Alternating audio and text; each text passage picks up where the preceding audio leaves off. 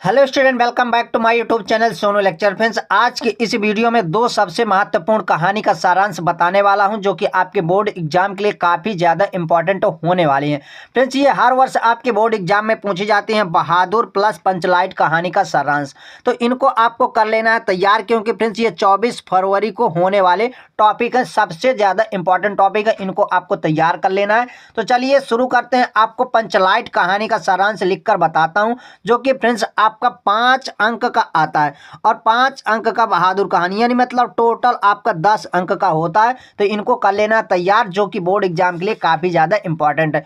तो सबसे पहले आपको डालना प्रश्न उत्तर संख्या जो भी आया हो, 6 में आया हुआ तो मैंने 6 डाल दिया है, जो जहां पर आया हो आपको डाल देना है। उसके बाद लिख देना पंचलाइट कहानी का सारांश। फिर लिखेंगे फ्रेंड्स, पंचलाइट फणेश्वर नाथ रेड्डी जी द्वारा लिखित एक ग्रामीण जीवन पर आधारित कहानी है। पंचलाइट का अर्थ है पेट्रोमैक्स अर्थात गैस की लालटेन होता है। इसके बाद लिखेंगे फ्रेंड्स, गांव में अशिक्षित लोगों की एक टोली है जिसने रामनवमी के मेले से एक पेट्रोमैक्स खरीदा।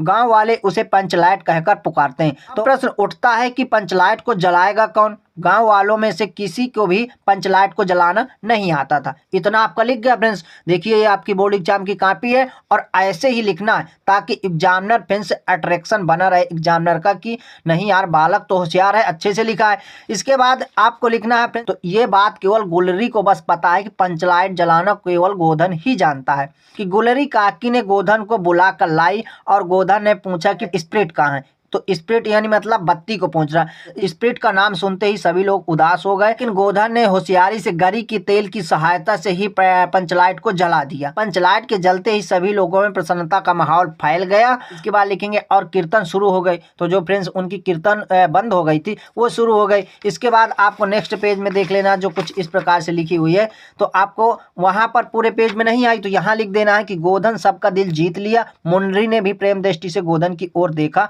और उसके बाद पंच लोग गोधन की सारी गलतियां माफ कर देते हैं और उसे पुनः अपनी टीम में शामिल कर लेते हैं। तो जिस प्रकार गोधन को फ्रेंड्स अपनी टीम से निकाला गया था, तो पंचलाइट जलाने के बाद उसको अपनी टीम में शामिल कर लेते हैं और पुनः रहने लगते हैं। इसके बाद इस कहानी का उद्देश्य क्या था? तो कहानी का उद्देश्य था, इस कहानी का मुख्य उद्देश्य ग्रामीण समाज की अशिक्षितता एवं अज्ञानता, अंधविश्वास आदि रेणु जी ने पंचलाइट के माध्यम से ग्रामीण सुधार की प्रेरणा दिया है कि अशिक्षितता को सुधारना ही इस कहानी का मूल उद्देश्य था। इसके बाद देख लेते हैं फ्रेंड्स, आपकी बहादुर कहानी है जो आपको इस प्रकार से मैंने लिख दिया है। इसको भी आपको लिख देना है, आपकी बोर्ड एग्जाम में आता ही आता है, तो आप तैयार कर लीजिएगा। तो डाल देना आपको बहादुर कहानी का सारांश। इसके बाद लिखेंगे अमरकांत जी द्वारा लिखित बहादुर कहानी एक मध्यम वर्गीय परिवार में नौकर के साथ परिवारजनों द्वारा किए गए अत्यधिक कटु व्यवहार की कहानी है। इतना आपको लिख देना है। ये आपको बेसिक सी लाइन फ्रेंड्स नहीं भूलना, इनको तो आपको लिखना ही लिखना है।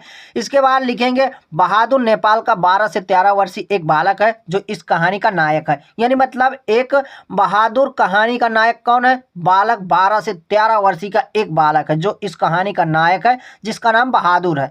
नायक है जो अपनी माता के दुर्व्यवहार से तंग आकर घर से शहर चला जाता है और वहां पर निर्मला के परिवार में नौकरी करने लगता है।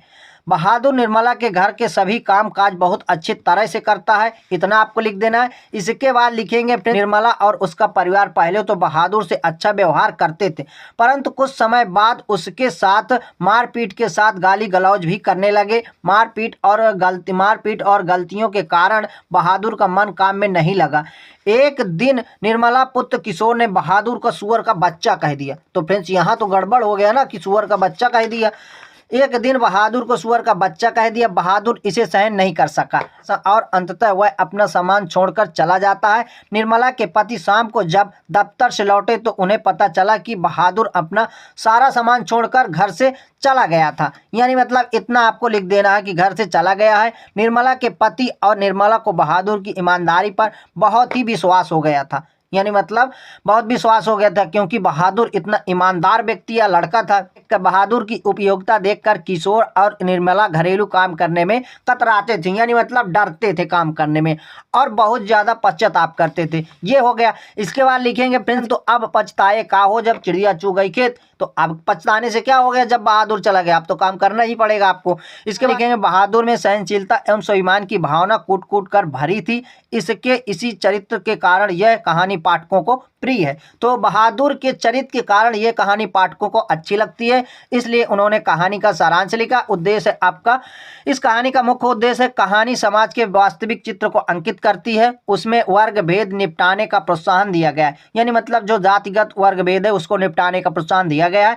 कहानीकार संदेश की मानवीय महानुभूति वर्ग भेद मिटा सकती है, यानी मतलब एक कहानीकार का मुख्य उद्देश्य था। बहादुर कहानी कंप्लीट हो गई, जो कुछ इस प्रकार से मैंने बता दिया। आपको 80 शब्दों में लिखना है। इसके बाद ये आपकी पंचलाइट कहानी है जो 1 से 2 पेज में लिखकर कंप्लीट बता दिया। तो फ्रेंड्स आपको ऐसे ही लिखना है एग्जाम की कॉपी में। ये कहानी दोनों आपकी कंप्लीट हो गई, इनको तैयार कर लीजिएगा। अब मिलते हैं फ्रेंड्स नेक्स्ट वीडियो में नेक्स्ट टॉपिक के साथ। तब तक के लिए जय हिंद, वंदे मातरम।